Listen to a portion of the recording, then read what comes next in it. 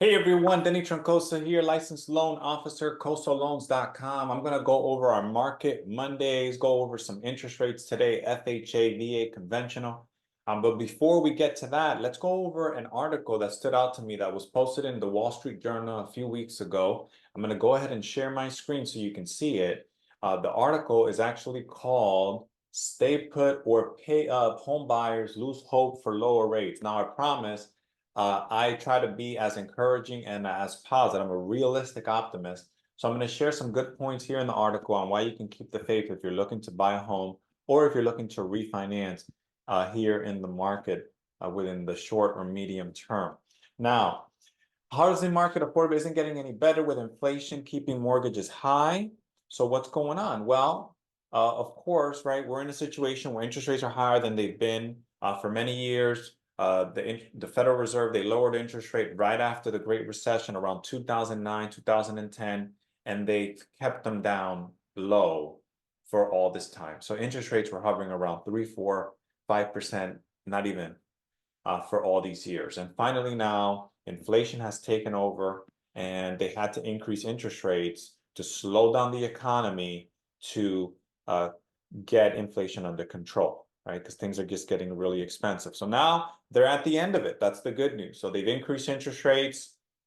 Inflation has started to come down quite a bit. It's the goal of inflation is 2%, and I'll explain that maybe in another video on why. But it's 2% inflation. Right now, inflation has still been on the high two, so it's around closer to 3. It hasn't gone down all the way down to the 2. So what they're doing now, they're trying to get it down to 2, so then they can start cutting rates to get the economy kind of, that's what they call a soft landing, to just smooth right at that 2%. It's like a dance. It's really hard to do, not very common to do for the Federal Reserve to be able to do it. So now with where we're at, it's hard for people to buy a home. It's hard for people to buy cars. It's hard for companies to invest because things are more expensive.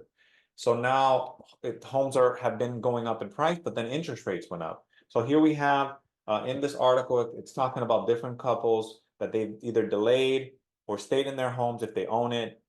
Instead of buying a new home, they've renovated. Some are renting and they're keeping their rent till home or apartment, and they're not moving. They're staying where they're at because it's just so expensive. So one of the things that point out to me was it said uh, an engaged couple that had sold stocks right here to fund a down payment now expects to rent for another 5 years. This is they were gonna buy. It kind of talks a little bit further in the bottom, but they had money, they have capital to buy, but with where they're buying, it's a very expensive market, and their buy costs, their mortgage costs, and their mortgage, insurance, taxes, and other costs were going to be double what they're paying. So they decided to rent, and that's another video that I'll do, the buy versus rent, so you can see that. And some of the expensive markets, it's a very difficult decision to do that, and especially also if it's a declining market, declining population market. But who knows what's going to happen with that? There's some markets across the country, like in places in Chicago, where I know someone that he has a very expensive home and he can't even sell it for what he's put into it, right? Because the values have gone down. People are exiting that market. So persistent for low rates, therefore, let's see what else we have here. When Annie and Tyler Dart, right here, Annie and Tyler moved into their 3-bedroom rental with their 3 children in 2021. Their plan was to only stay a year. Each time their Asheville, Ohio lease came up for renewal, however, they determined they still can't afford to buy, right? So they just weren't ready. And at that time, interest rates actually hadn't gone up that much. So fast forward, what happened next? She talks about her sister, Courtney Johnson. She lives down the street and is stuck in her home. She bought in 2014, spending quarantine. So she owns a home. It's 1,800 square feet, but now they have a third baby and they wanted to find a new place. But the cost deterred them. So they refinished their basement to make enough space for now. They thought interest rates were predicted to go down, but they haven't, right? And they're supposed to be coming down later this year into 2025, where it's going to stabilize at around 5% or so into 2026. But this is all dependent on what happens with inflation. So there's no guarantees. Now, what happened next? We thought the situation would improve. Most of the house shoppers in the market, let's see here.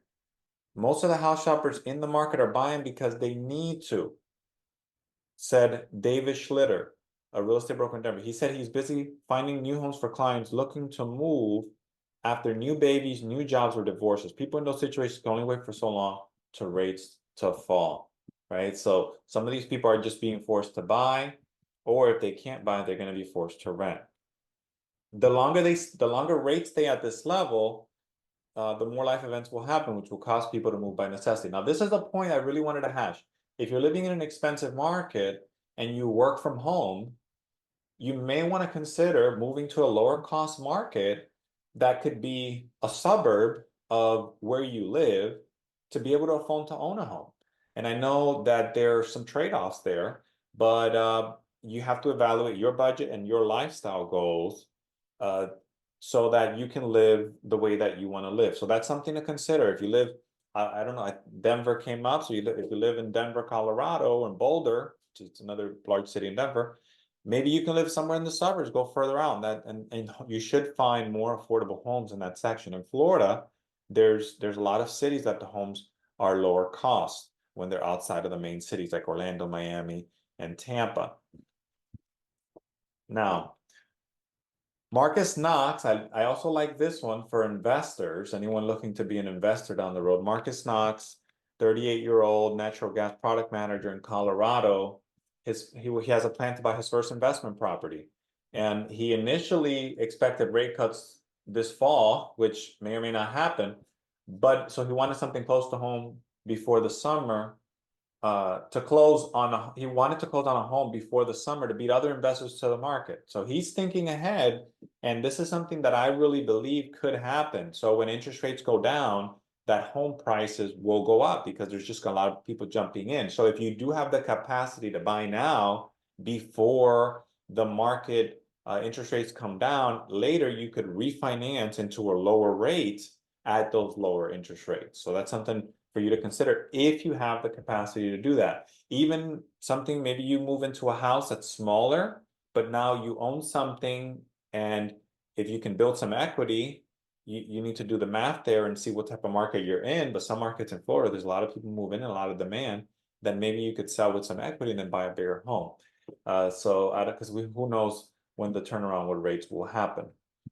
Now he thinks the investment will be profitable long term, especially if he refinances in a few years. So he's thinking long term. So that's what I would always do whenever you're making these decisions, is to think long term, even if rates don't change for 3 years or 5, which that's unlikely, but just planning for a long term situation.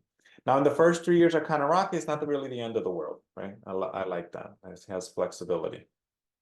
It's a new word. A word that I kind of listened to in a book, and it's called robustness. So he's being robust. I like that.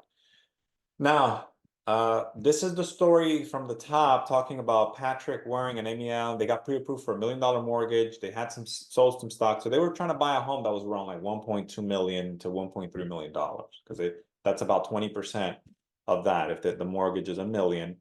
And after 2 years of waiting, they decided to hold off.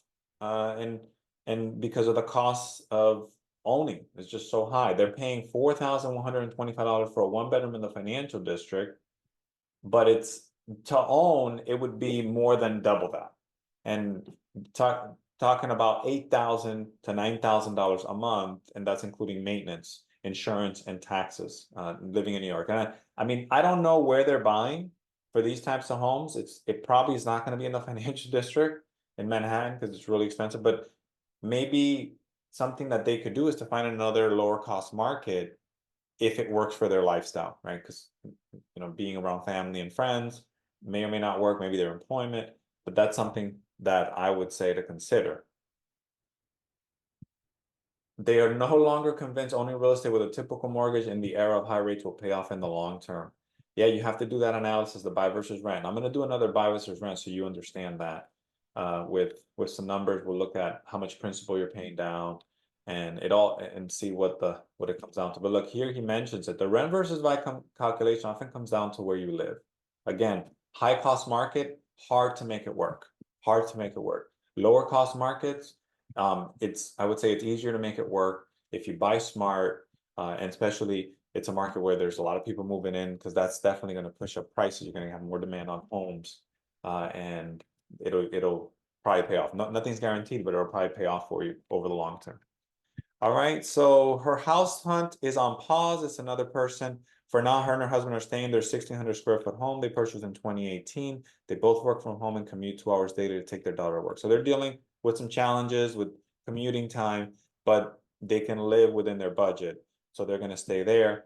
Trying to buy and holding off buying have both been stressful, which, I agree. Buying a home is one of the most stressful things. If you look at surveys, so that process, especially with how interest rates and everything, it makes it just a lot harder. So one of the things to do is to just look at this as something that it's a long-term thing. If you find a home fast, great, but look at it that it's a process you're going to go through. You get great team members. So that's why you find a real estate agent that you work with. Make sure it's someone that you really like, you're going to be spending some time with while you're looking for the right home. Also with the mortgage loan officer, make sure that it's someone that you trust and you like, someone that you can get along with, because you guys are going to be chatting throughout this process. Find someone that you're comfortable with. It's very important. And then, of course, they said, I think we're missing out on the lifestyle we could have right now. And yeah, I mean, that is challenging. But again, it's look at it like a long-term process. Once they find a home within their budget, look at different options outside of the market. And I believe that they really could have that lifestyle that they want within reason. Okay. So with that, let's go ahead and go over interest rates here. And United Wholesale Mortgage is one of the largest mortgage lenders here in the country that we work with, have tons of lending options. Right now, I'm going to go over FHA, conventional, and VA. I'm the loan officer. This is the company, Selling Financial Solution. You can go to coastaloans.com, have tons of information there. And then I put a scenario. This is, fictitious borrower, William and Maria Perez. I know there has to be someone out there with that name, but this is a fictitious person. So $350,000 house value, loan amount $332,000. I put loan to value a little under 5%, which or a loan to value a little under 95%, where you it discounts like a conventional loan. If it's FHA, of course, you would only put 3.5 down, right? But this, I'm saying maybe you put 5% down for a conventional loan. If you put 20, interest rates will even be lower, probably for some programs, because as you put more money down, it's lower risk for the lender, so they can offer lower rates. Credit score 750, primary residence, 30-year term, debt to income ratio 6.67. So this is someone that's making money, they don't have a lot of debt. I just put that as a scenario. So now here we go. Here's the good stuff. I know you wanted to see conforming conventional 30-year fixed monthly, interest rate 7.5. Payment $2,776. That's an APR of 7.73. Same. Now, interest rate 6.75 APR, 7.25 APR, and then payment is $2,703.85. FHA Elite. All right. So FHA actually has the best rates right now at 6.75, and that's for FHA. You only put 3.5% down, but now we do have something for conventional that's pretty cool. That is we have, if you work with our closing company, we have some rate incentives. We can get the rate down anywhere between 0.15 all the way to 0.5 point, depending on the loan amount. So give me a call. I'll go ahead and end that there. Denny Troncoso, licensed loan originator here, located in Florida, can do loans nationwide. Visit us at www.coastaloans.com or give me a call, 407-203-9599. Until then, look forward to helping you close your house, buy an investment property, or refinance commercial and residential. Take care, guys.